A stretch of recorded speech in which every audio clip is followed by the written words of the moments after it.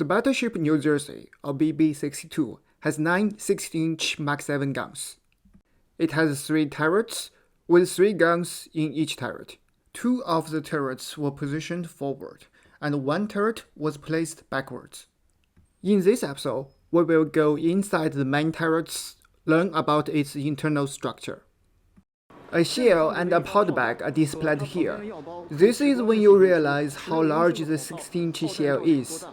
When we stand side by side, the shell itself is almost the same height as me. Turret number 1 is open to public. Let's go inside and check its internals.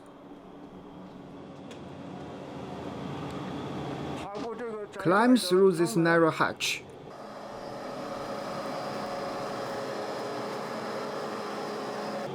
We are now inside the turret number 1.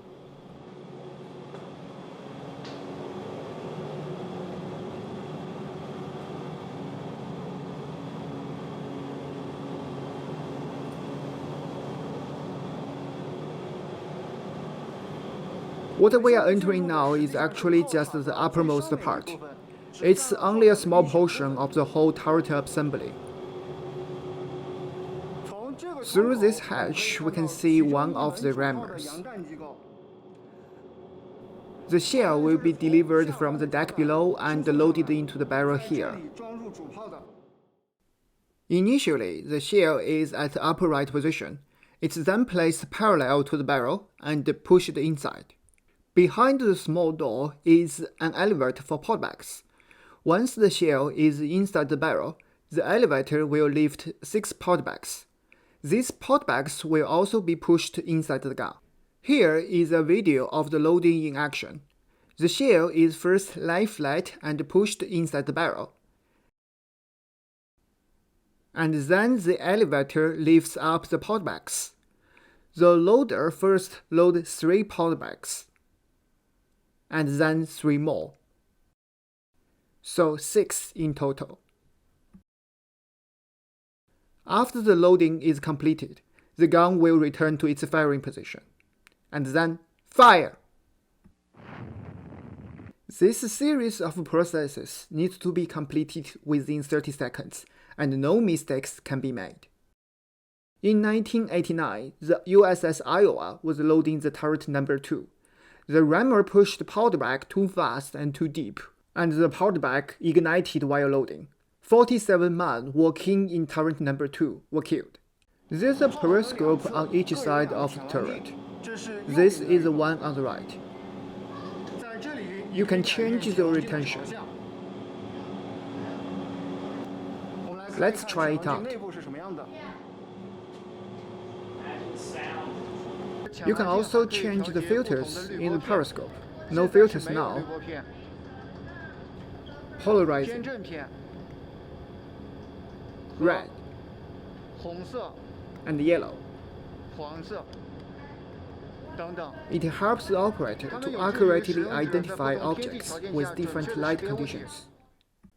Once the target is identified, to make an accurate hit, we also need to know the distance. You might notice that the rangefinder is nowhere to be found in this turret. Turret 1 originally had a Mark 52 coincidence rangefinder.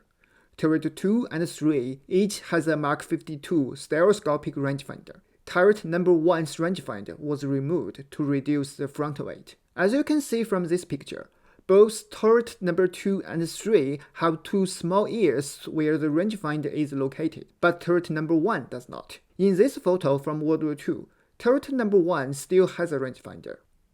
After knowing the directions and the distance, how should we know where to aim in order to hit the target? The process is called fire control. It's a very complex calculation. Fire control involves difficult factors like ship cost and speed, air resistance, and even the curvature and rotation of the Earth. Each turret is equipped with a range keeper. This is a mechanical calculator for fire control. You can input the cost and speed of both the enemy ship and your own ship, and also what kind of shell we used, etc. It then automatically calculates the turret's orientation in order to hit the enemy ship. Having determined the orientation, the operators must aim the gun. On each side of the turret, there is a sight station. Behind this narrow passage is the left sight station. The sight pointer will control the orientation of the turret from here, and aim the target using this scope. In this episode, we only visited the visible part of the turret. It takes up only a small portion of the whole turret. In addition, normally the main turret is operated remotely by a director. The rangefinder, fire control, and sights inside the turret are all just backups. In the next episode, we will continue our tour of the lower turret and the plotting room. The 16-inch shell is massive, but here is an 18-inch shell from Yamato.